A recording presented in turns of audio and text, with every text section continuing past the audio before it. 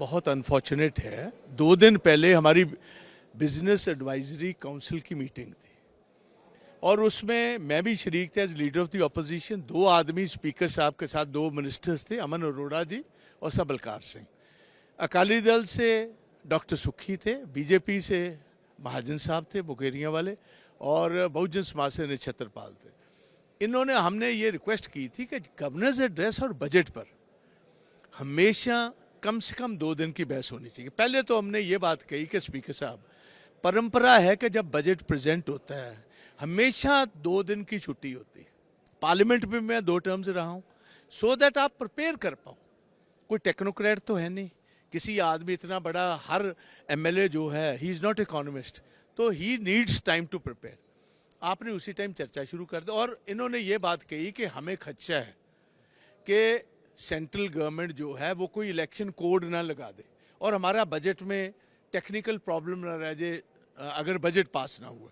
तो इनकी बात मानने पर हमने कहा चलो ठीक है, अगर 2 सिटिंग्स नहीं कर सकते तो उन्होंने कहा आज पूरा दिन 6-7 बजे तक भी आपके सभी बुलारों को वक्त दिया जाएगा।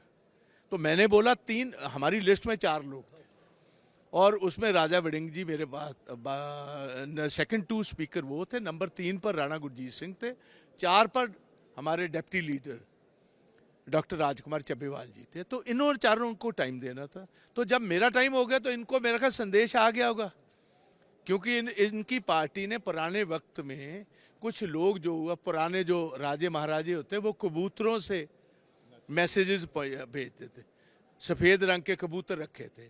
आप वालों ने 2 स्पेशल कबूतर दिल्ली से भेजे हुए। वो पर्ची भगवंत मान की स्पीकर के कंधे पर आकर बैठ जाता है तो वो पढ़ लेते हैं। उस पर्ची में ये लिखा होगा कि आज का सेशन इतना ही चलाना और कांग्रेस को बाहर निकालो। ये देखिए, आप पहले दिन भी विदाउट एक्सक्यूज, बिना बहाना, चीफ मिनिस्टर ने खुद आकर ऐसा माहौल क्रिएट कर दिया जिससे हाउस में रक्कस हो, हाउस चल ना पाए। और गवर्नर एड्रेस का जो वो समझते थे शर्मसार हुए हैं, गवर्नर को हमने एड्रेस नहीं पढ़ने दिया, उसका गुस्सा निकाला।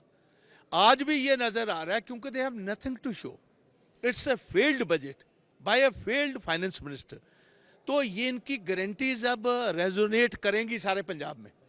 औरतों को क्या कहा, किसानों को क्या कहा, माइनिंग पर क्या कहा, और कुछ हो नहीं रहा। तो इनको था कि अगर जितना टाइम देंगे वो लोग सुनेंगे। तो इसीलिए ये एक सोची समझी साजिश के दिन, एंड वी कंडेम कि जो एक ज़ुबान ऑनरेबल स्पीकर ने दी थी वो ज़ुबान से भागे हैं। हमारे मेंबर्स के साथ जो इन्होंने अंदर व्यवहार किया और उनको फिजिकली उठाकर बाहर फेंका, हम उनको ऊपर मिलने गए और इन्होंने शोर किया अब भी सभी बीएसई के मेंबर्स में कि मैं आपको टाइम देता हूँ, आप नीचे चलो। अब नीचे आए तो हमारा रास्ता रोक लिया जी, अंदर वालों को धक्के से बाहर निकाल दिया। तो इस दृष्टि भी आप मुझे बताओ कि क्या चाहते हैं। अगर यही चाहते हैं तो फिर सारी ऑपोजिशन को या विशेष तौर कांग्रेस को आते टाइम में आप सेशन से वैसे ही कह दो कि हमने आपको बुलाने नहीं, जैसे बीजेपी कर रही है सेंटर में। वो सेम मैंने तो आपको कहा, ये कंप्लीट क्लोन्ड पार्टी है बीजेपी की, एक सिक्के के 2 पहलू।